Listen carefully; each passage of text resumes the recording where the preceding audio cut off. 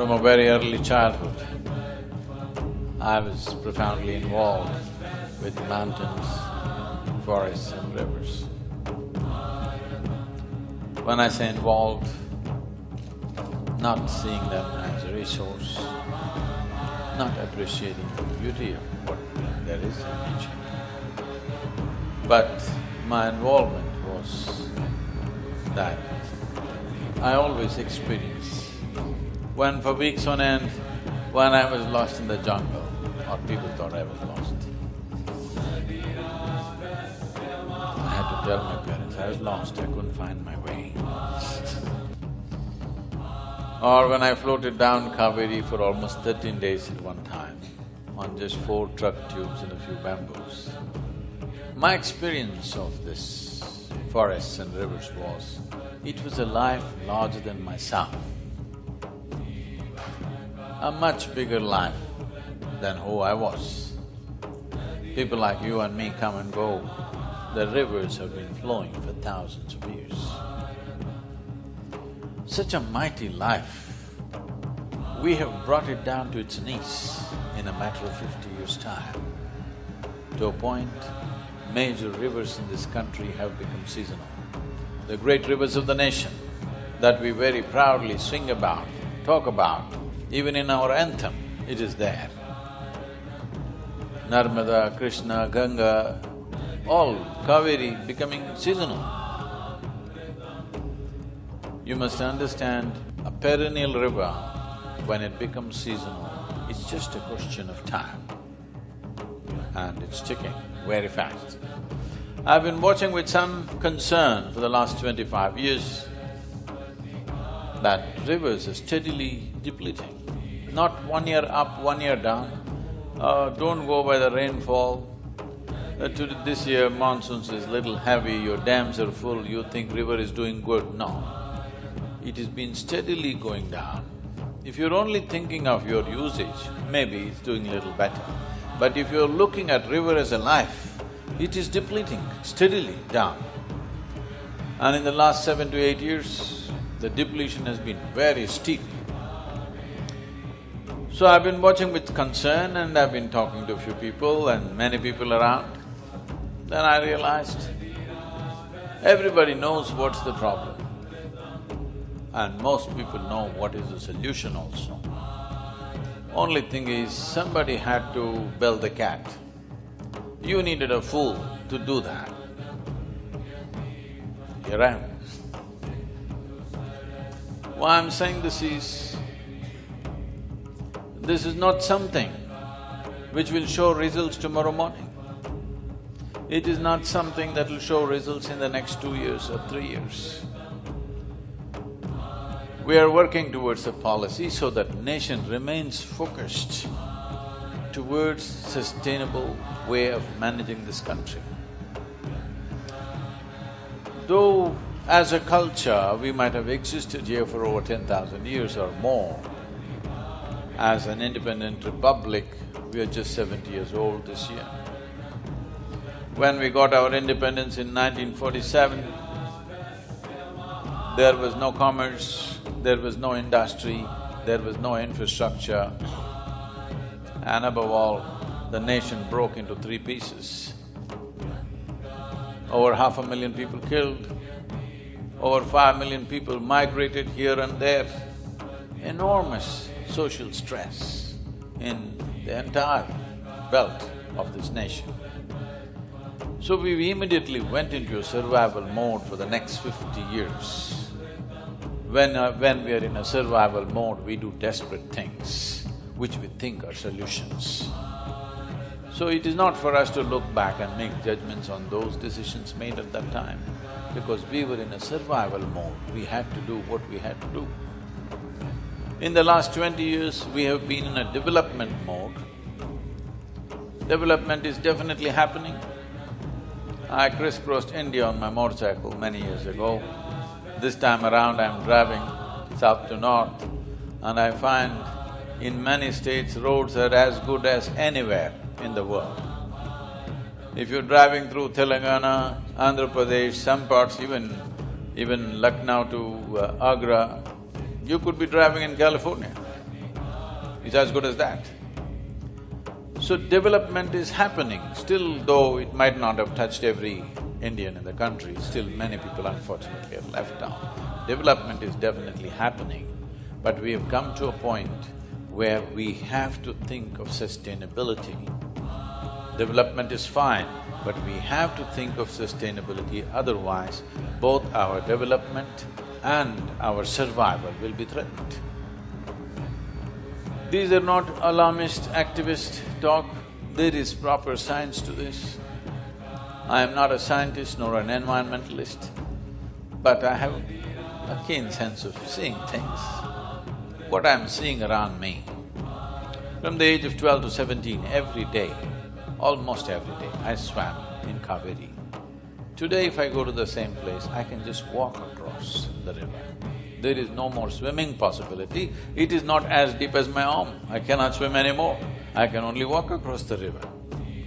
Bangalore city 50 years ago had 3 rivers inside the city and nearly 1,000 lakes. Today, rivers, nobody knows where is the river, it's gone. Totally, it has disappeared. And out of this nearly 1,000 lakes, today we have 81 lakes, out of which 40 of them are frothing with chemical waste. You've heard of froth in Bangalore? So 40 of them are actually sewer collection, it's not really a lake. So out of 1,000, only 40 lakes are left.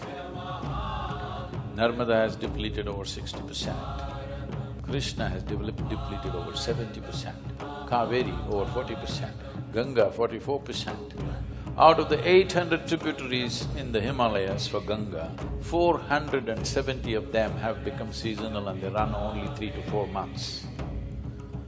In the Ganga basin, which is the largest river basin in the country, which covers nearly 25% of India's geography and 33% of India's agriculture, 79% of the green cover has been removed in the last 50 years. In Sabarmati, 94% of the green cover has been removed. I'm asking, what is our plan for this country? What is our plan for this country? It looks like we think we are the last generation in this nation or what? That's what it looks like.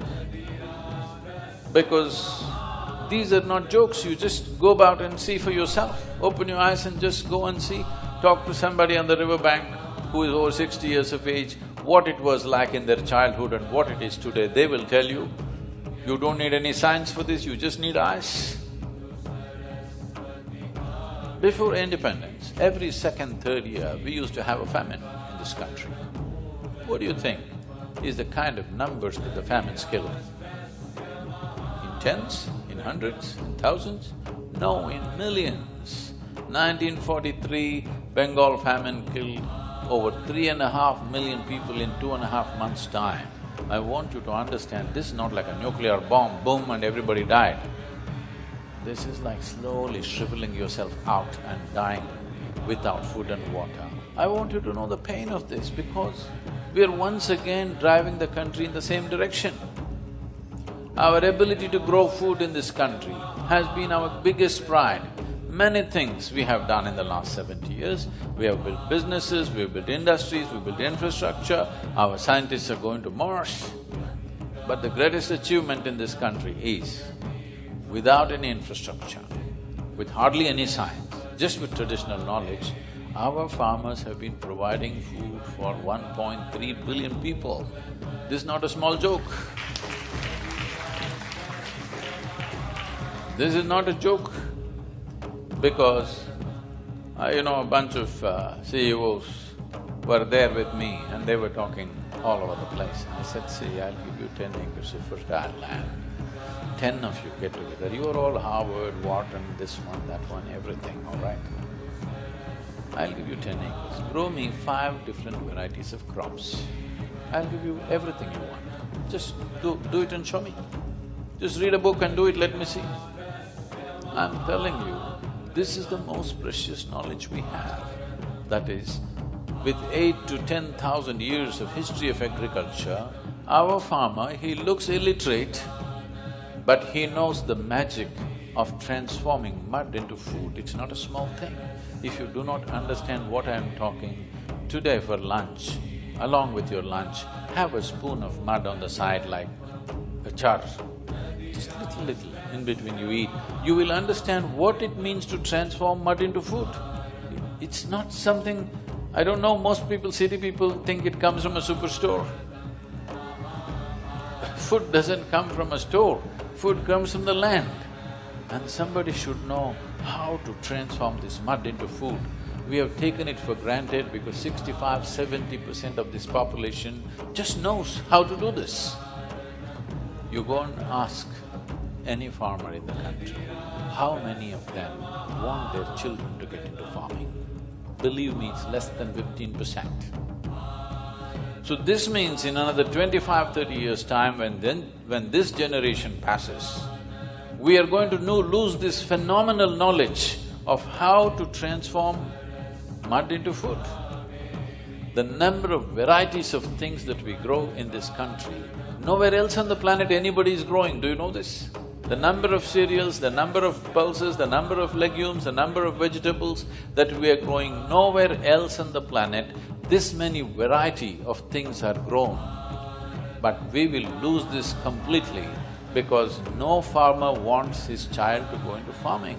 They're all preparing their children to somehow get to the city or go to America. Yes, that's what is happening. And land, especially we are here in Punjab and Haryana, I think the video was showing this, the depletion of the soil is very bad. Somebody was telling me yesterday, I don't want to say these ugly things in front of the chief minister and the governor, but yesterday when I was driving through Rajasthan, they were telling me there is a train which is called Cancer Express or something. Is that so? So, what is our plan for ourselves? What is the plan we have for ourselves, for our children and for this nation? What kind of plan do we have? Or are we such nincompoops that we don't have a plan, we will just do idiotic things forever and hope something will work one day? This we know. If you look up, everything will be okay. Unfortunately, I want you to understand, this is the only culture, this is the only and only culture forever which taught you your life is your karma. That means your life is your making, yes or no? It is your life is your doing, this is what we taught you always. But now all the time you're looking up, you're on a round planet. When you're on a round planet and the damn thing is spinning, how do you know which is up? I'm asking. Do you know which is up? Are you capable of knowing which is up in this cosmos? No. But you're going about like this. It's time to look down. We always taught you before you step on the land to do this. Now you're doing this, what happened to you? Yes, this is a land where we taught you how to bow down to the soil, to the water, to the tree, to the rock, to the animal, to the man, woman, child, everybody we did this. But now only like this. Now this is a disaster because you're looking for solutions from elsewhere, not from within us. This means we are heading for a disaster. That's what it means. And I'm telling you, this is far more serious than most people understand. Because the depletion of rivers is happening so rapidly. In Bangalore city, the borewells are going 2,000 feet. 2,000 feet, you understand? Tell me which tree can put its roots to 2,000 feet and take its water sustenance? Is it a possibility? So there are population pressures. We can't take off the people are there. But should we not have appropriate amount of greenery, appropriate amount of water resource? How? We must understand there's only 40 to 45 days of rain on an average in this country. We have to hold it in the land. For this, the land has to be rich, there is no other way to hold it. And this is our moment. People, they've become such online warriors. They make a call and they look, where is the river? River not coming up. Oh, this is line river. This took some time to destroy, and it'll take some time to come up.